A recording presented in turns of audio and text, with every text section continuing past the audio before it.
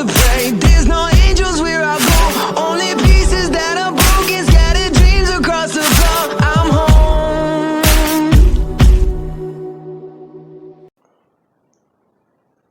Alrighty, hello everybody, this is Kirosho here, and let us begin. Our story doesn't start with anyone. In fact, let's start with Hinata Toga. She's having a dream. In fact, she's having the same one over and over again. She wakes up covered in blood, finding that she's in a hive, not knowing what to do, as everything she knows and loves is torn away from her, as she wakes up screaming at night. Getting angry, she does one thing, as she goes out for a snack. Doing so because she just doesn't want to sleep anymore. Whenever she does find some solace in it, she just gets dragged back to the one single nightmare that she can't stop remembering. Now, Deku, he is walking over to her house. As soon as he knocks on the door, she would immediately open it. As she would immediately walk out and start heading for UA. Deku just asking her why was she already ready. She would just explain that she couldn't sleep last night. It was not fun. Did you have their dreams again? Yes. Yes, I did. It's different. I'm not sure if they're my dreams anymore. Well, just be careful with them. If you need to, just take some sleeping pills. It usually works for me. Oh, I haven't really thought about that. Well, I usually have to down 2 bottles of them, but I stay asleep. The regeneration, huh? Yep. Anyways, though, let's try not to worry about that. You do know how to suppress yours, right? Yeah? Good. Now, as they would begin, they would walk into the class as people are just staring at them. Someone would finally walk over as they do ask exactly what their quirks are, because they did very well during the entire thing. Not even that, dude, you had leg weights. Yeah, I know, I usually wear them. But I'm not wearing them today, as he would just hold up his leg, immediately pulling up his pant leg. People just seeing that he's got a scar there. People would start asking questions as Deku would give them answers, explaining everything up to where we are now. Now, they would then exactly ask his quirk, as he would just say that him and Toga are quirkless, which immediately surprised everyone in Class 1A. They're confused as to how they're even quirkless. Now, Toga, she's taking... I want to say she's taking Invisible Girl's place. Yeah, that works perfectly. No, wait, she can take Ochako's place. Wait, that means we have all of Class 1A then. It works, actually. Perfect. Now then, with that being said, let us begin. Everyone would be talking until Aizawa does interrupt them, as he quite simply says that they are going to be doing a fitness exam, and that even though you're quirkless, you have to participate, because they're going to be able to use their quirks, so if you fall behind, you're going to be expelled. Deku, he would just understand, as he would just shake Aizawa away, immediately walking to the locker room, as everyone else is doing so. While everyone's getting changed, people are staring at Deku because of the amount of muscle he's packed on. Bakugo somewhat stares at him for a second as he sees that Deku, not only has he gotten basically 2 times his size, because he used to be a lot leaner, but he packed that shit on. Now, he would just immediately walk over to Deku, ask him exactly what he does for training. Deku explaining exactly what he does. He does combat training, and he just does as many deadlifts as he can in an entire day. Basically, his whole reason being that every day since he's been in Aldridge, he's been working out very intensely. He used to focus on running a lot more, but after leaving the city, he started working on bodybuilding, which is to where we are at this point. Kirishima crying mainly tears, as they would walk outside. Now, Aizawa would actually hand the ball over to Bakugo as he would say that he got the most points. So, throw the ball. Bakugo would immediately do so as Deku watches a large explosion go off. Bakugo sending the ball about 1,000 meters. Aizawa, being a little bit impressed, would just say that now it's his turn, as Deku, he would grab onto the ball as he's immediately just cocks it on backwards. As he immediately just swings it forward as fast as he can, he actually just sends the ball flying. It somewhat surprises people because they didn't expect it to go as far as it did. I want to say it went from 300 to 400 meters. So about twice what it would go in canon if Deku just threw the ball without using one for all. I believe it actually only went 50 to 70 meters in canon. I'll have to look that up. Anyways, basically Deku, he would be able to do good enough to not get expelled, and so would Toga. Until we will have the heroes versus villains. This being a little bit more challenging. Deku would just take on regular clothing, as I do want to say he designed his hero costume. I would say he just has it designed to be fashion or someone like Alec Mercer's. Possibly even like his parkour outfit that he used to wear. As people would see Deku with these grip gloves and with wrapping all throughout his costume, asking him exactly why he has that. He would explain exactly why, and whenever they do have the heroes versus villains, it's Deku and Toga versus Bakugo, and let's say Bakugo and Mineta, because why not? Basically just them versus Bakugo. Now, as soon as it begins, Deku, he immediately begins by running forward and immediately jumping upwards to the wall. As he does so, people just watch as he immediately starts climbing the building and scaling it very fast, as Toga starts running in. As soon as that happens, Toga, she's running in, and Bakugo would immediately encounter her, as she would have been able to dodge him and actually try and knee him or kick him in the gut, at least trying to distract Bakugo while Deku goes for the bomb. Now, Deku immediately pulses the building, as he is able to see Mineta. He just starts doing one thing so he doesn't look suspicious, as he just starts busting through the windows of each floor. He busts into the 4th floor, doesn't see anything, goes around the building, does it again, doing this to a window in each side of the building, while Toga is trying to hold off Bakugo. She's able to at least outmaneuver him and dodge him, which people are astonished by, until Bakugo would have got very angry and tried using his entire gauntlet, which is whenever All Might nearly immediately broke up the entire fight. But Toga was at least able to get behind a corner before Bakugo set it off, so she wasn't all that injured. Deku, he would finally get to the floor Mineta is on, as he would walk forward. Mineta, seeing him, would immediately be confused as to how he even got in the room, as Deku would immediately just start pulling out and actually taking out the lights on the floor. Him doing so would basically leave him with his eyes glowing.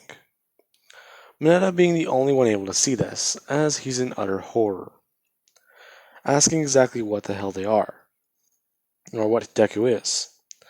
Deku, he would just scare Mineta to the point where Mineta runs out of the room, pissing his pants, as Deku would grab onto the bomb.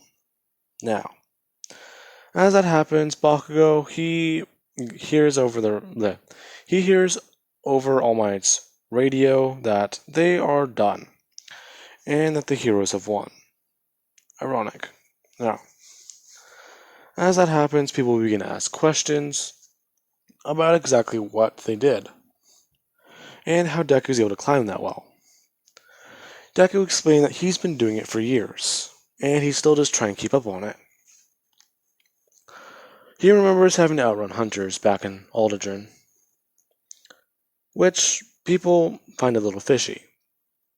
Now, while that's happening, let us cut over to Elizabeth Green. She is talking with Inko, or her body double, as you can say, as they are actually on the top of a roof, chatting and actually having a drink. They're asking, well, Elizabeth's actually asking exactly how Midori has been doing. Because whenever she's not around, she does notice that he acts a little different. Yes, well, it shouldn't be surprising. The boy is growing up. You know, I feel like we've been separated for so long you actually are turning into his mother. Well, it just makes the acting better, dear. Oh geez, now I see why he hates that. Anyways, so, as these two would continue talking and exchanging information about what they both know. Now then, back over with Deku and everyone else, as we'll cut to the USJ. Alrighty. Sorry about that, guys. Now then, this is going to go differently. Now, whenever they are on the bus and actually talking, people do keep asking questions about Alderdon, as they're asking these to Deku and Toga. And Bakugo, being somewhat curious, but less annoyed, he would just be talking with Kirishima, trying to figure this all out as he's thinking about how to use One For All in his head. During the 10 months, he was able to pack on enough muscle to, I want to say, be at 25%. It's just he doesn't know how to hold back. So he did break his hand once. But he's been trying to come up with ways to use One For All in theory. Now, let us continue. They would arrive at the USJ as we have 13 giving the explanation about quirks. But she would just ask about 2 students that she sees. Now, sorry about that, guys. Now, on the pamphlet 13 has, or the note, on the clipboard she has that lists the students, their names, their quirks, she would just point out to Aizawa that 2 of these students don't have their quirks written down. It's just blank. Aizawa, looking at this sign, explaining that those students are quirkless, but apparently their system didn't have a filter for this. So it probably just left the spot blank. Because he believes that they did for their entrance exam papers. So, with that, they would begin to walk in. 13 giving the explanation that quirks can be heroic or villainous. Deku and Toga, they're actually talking as the door closed behind them. Them immediately being ready, as she asked Deku if they should do it yet. Deku just shaking his head that they have to wait. Now, as they're waiting, this is whenever a portal would finally open, as the villains arrive. As Shigaraki steps out with the rest of the villains. Eraserhead, immediately being in shock, he would just jump into the battle. As they are all talking, everyone's trying to figure out what to do, as one thing would happen. Deku, he would immediately turn his hands into blades. Both of them. Immediately walking up behind someone, let's say Ojiro, the guy with the tail quirk. Immediately walking up behind him and grabbing him by the side of his head. As whoever is next to him, let's say Kaminari or Kirishima, they would immediately turn, looking to see the claws, as they are immediately in fear. As that happens, Deku would crush Ojiro's head and immediately consume his body mass, as everyone would turn around to see Deku and Toga manifesting claws. As 13 is immediately horrified. Everyone starts to scream that they're infected and that they have the Blacklight Virus. as Shigaraki is hearing this. Oh, two infected in this zone? That's quite interesting. I'm guessing something connected to Elizabeth Green. Huh, I wonder why Master never let us try experimenting with those. Interesting. Now, as the students, they would immediately try rushing in, if not trying to scatter about, trying to get away from Deku and everyone else. But they would immediately be teleported away by Kirigiri. As Aizawa, he now watches them summon the Nomu. Deku and Toga immediately walking forward. Shigaraki, he would immediately look down, or look up the staircase to see them, as they would immediately just bring their blades out, if not just throwing them upwards and then turning their hands back to normal. Shigaraki being a bit confused, they would walk down the staircase, as Deku goes to meet with him, immediately walking up to Shigaraki and saying that he has some information he thinks he wants to know. Really now? Well, first off, I'm a bit confused. How are you in this zone? Long story. Trust me, I'll explain it later. We'll explain it later, actually. All you need to know is, All Might's not in his prime anymore. What do you mean? Well, Elizabeth Green. I guess you can call her my mentor. She knows a little bit about All Might's injury and the fight with All for One. So, you know that much. What else do you know? I know that at any minute he's going to be bursting through that door. And when he does, I'm going to need some biomass. So, exactly how many of your men do you care about? Interesting. Well, just don't take out the guy with the neck armor. The what? The thing around his neck. Don't take him out. Oh. Alright. As Deku would immediately walk past him, immediately just bringing out his hands and tendrils, as he would immediately just throw both of them forward and immediately absorb as many villains as he can. Shigaraki and Kurogiri watching in horror, as Deku and Toga begin to cut through Kurogiri's men. Now, after that, this is whenever Froppy and Mineta, they would get back to shore, as Froppy is saying that was a bit too close.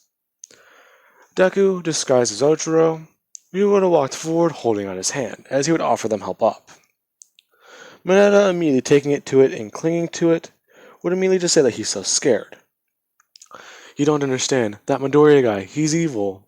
As Mineta would immediately turn away from Midoriya, looking at Sue as her eyes immediately just widen. Mineta being confused, turning backwards as he sees Deku, and Deku holding him in his hand like claws. As Deku just starts slicing him up. He would go to consume him, but he just feels something that is disgusting. He just feels Mineta's entire being and the entire fact that he is just useless. And his body immediately just rejects that biomass. Deku being actually confused. Saying that he needs to cleanse his palate a little, so he'll need something to rinse his mouth out. As he would immediately just watch as Sue begins to try and swim out into the water. Deku immediately throwing his hand outwards, feeling the water actually burn into his skin, as he's able to power through it long enough to pull Sue straight out, as he's grabbing her by the throat, telling her that she can't get away that easily. Why, Midoriya? Do you really think being an Aldrin that long didn't fuck me up somehow? Besides, you know what happened to my city? To my town? One of my best friends died, and the military did nothing about it. So, I'm just trying to get a little payback. As Deku would immediately stab into Sue's gut and absorb her. Now, as this is all happening, All Might would finally arrive. As Eraserhead is still trying to dodge and fight against the Nomu, as you still have Toga cutting through and eating more of Shigaraki's men, as All Might is immediately in shock. He would immediately just look down at his gun as he would just snap it in two and drop it on the ground. He would walk in and he would see that there's Sue, but there's also Toga. She's infected, so where's Midoriya? This isn't making any sense.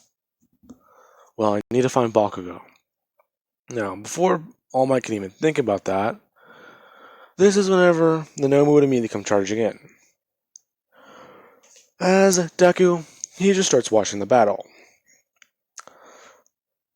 Toga, she immediately just summons two hunters as they try joining in, trying to slash and tear at All Might, as All Might would just keep sending them away and knocking them out of the fight with a couple punches, actually sending them into the water, where they would have dissolved.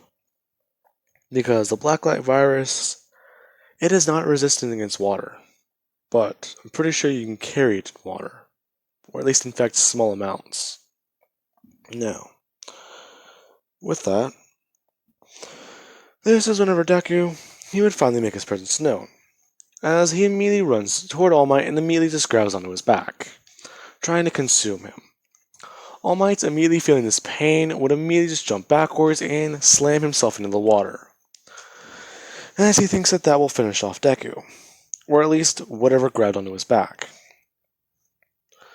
As Deku, he immediately just starts to try and swim, immediately just pulling his hands upwards, as Toga would actually she would throw out her whiplash and immediately grab Deku as she pulls him back in. All Might, watching as Deku turns back to normal. Now, he would immediately try and go to rush Deku immediately turning his head, as he immediately just brings his hand upwards, slashing up toward All Might. All Might, he would have been able to back his hand away, but he at least did get one of his fingers taken off, as Deku would begin consuming it. Now, he feels something. He's not entirely sure what it is, but it might be that quirk All Might was talking about. He thinks that tastes great, and Toga needs to try this. As he's thinking that, he would just watch as Mount Lady and some more heroes would arrive. He would immediately be in shock, thinking that they actually may need to get away. The Nomu immediately tackling All Might to the ground. He would try just fighting with the Nomu would try fighting with All Might, as Shigaraki ordered it too, while Deku does try and take on the rest of the heroes. He would immediately pulse them to try and keep track of them, as he does find that Mount Lady isn't infected, as she would immediately run forward, growing in size. As that happens, Deku, he would be able to immediately just smash into her chest and knock her to the ground, as he begins to slash at her over and over and over again, telling her that he can't believe that she's infected. Do you never feast? I don't. Well, I'm about to. This much biomass should give me enough power. No. As Mount Lee would try to shrink, Deku would just immediately stab into her head, consuming her, as they watched Deku basically consume pickup trucks worth of biomass, if not just an entire mountain's worth of it, as Deku somewhat grows in size. Now Deku, he would immediately have his armor evolve, as his body immediately gets coated in it, and his arms and spikes get a lot better and stronger. His claws growing in size, and his armor doing the same, as his entire body is seemingly made of it now, as he goes a little bit feral, immediately running back into the battle, slicing straight into the Nomu, as he cuts off a limb, and immediately begins to consume it, as he runs back in, blitzing All Might. He immediately just comes underneath the Nomu's legs as he does bring his hands up, slicing and actually cutting in All Might's legs. He would immediately turn around as he does so with the back of his All Might's legs and immediately tries to consume them. He would have slashed one off as All Might, he now cannot stand on his legs anymore. Now, Aizawa, he would have actually tried coming in with his scarf, trying to wrap it around Deku, but Deku immediately turning around and just letting himself get pulled toward him, as Toga would immediately come flying in, smashing into Aizawa's back and immediately consuming him. Deku just watching as he just gets hungrier. He doesn't care what he does anymore, as he would immediately just go into critical mass. Except he's gone too far. As Kirigiri watches this, Shigaraki immediately tells Kirigiri to open a portal. As Toga does one simple thing. Watching this, she immediately just tries to get to as high a ground as possible. As she gets to the very top of the USJ, watching the events unfold. People would immediately see, as Deku, he goes into his tendril mode, where he just starts covering the entire area in tendrils. He would have actually killed and consumed the Nomu, along with several other students, as he takes out the rest of the league. And this would actually cause Deku to lose his mind.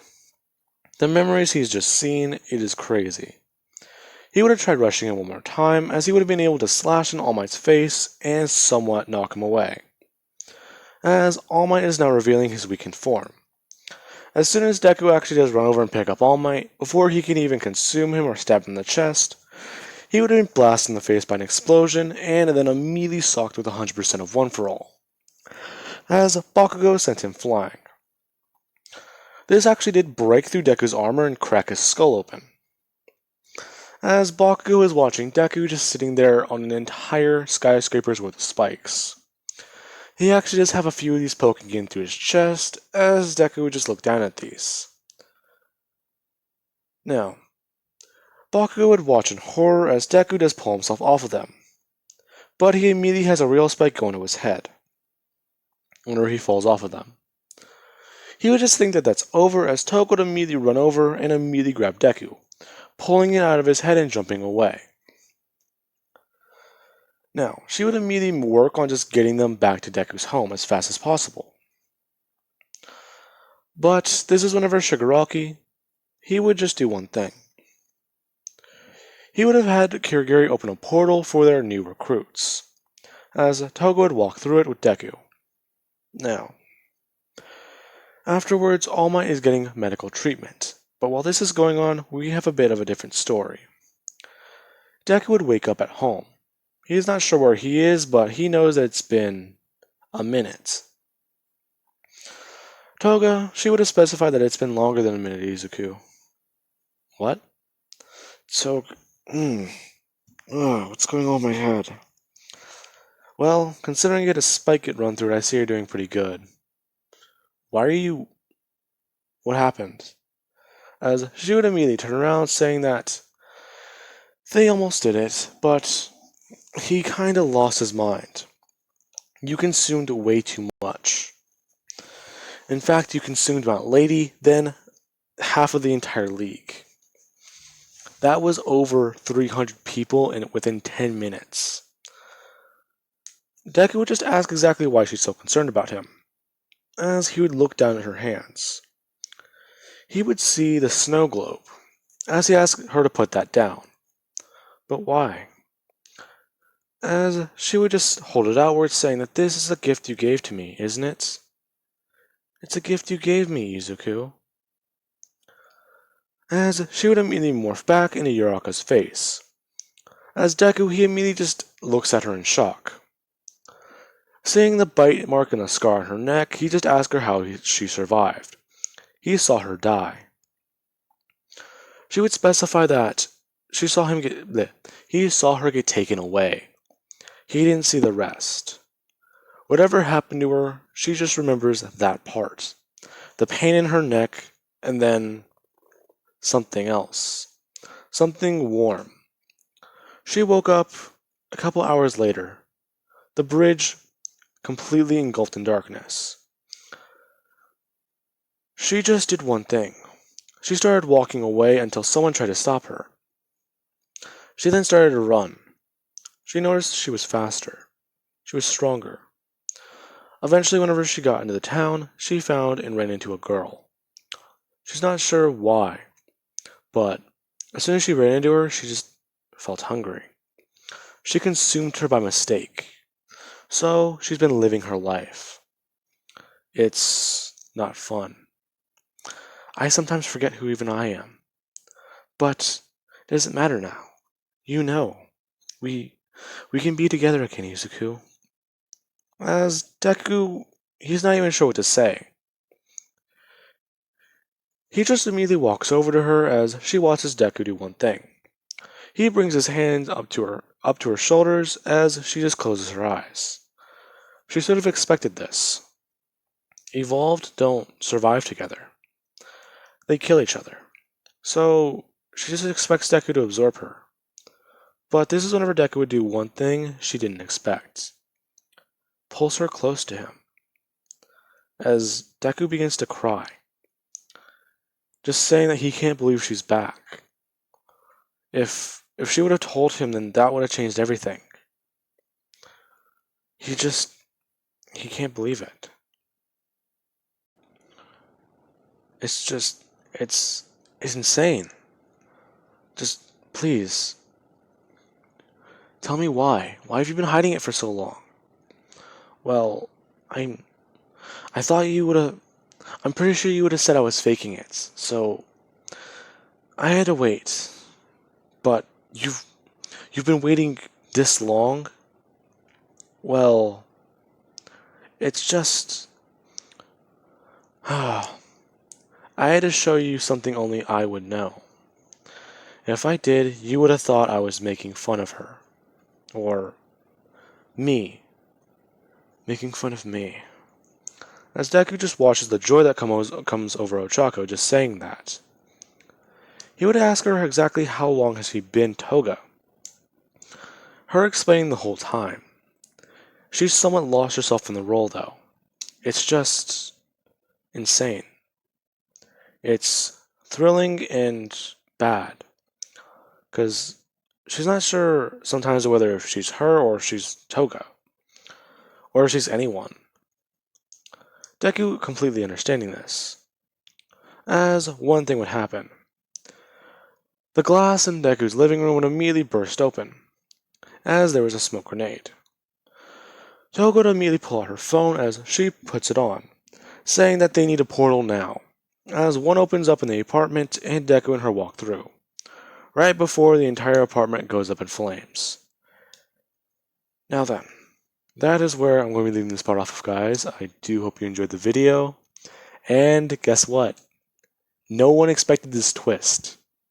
I had this planned out ever since I brought Ochako into the story. And people weren't even mad that I killed her off. Which I don't understand. No one said anything in the comics about me killing off Ochako. But, seriously. I don't know whether I should be happy about that or, feel bad. Because no one said a word. Anyways, I do hope you guys enjoyed.